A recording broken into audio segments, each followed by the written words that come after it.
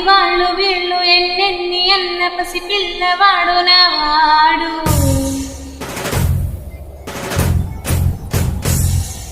విడుమొండోడు అని ఊరు వాడ అనుకున్న గాని మహారాజు నాకు నావాడు.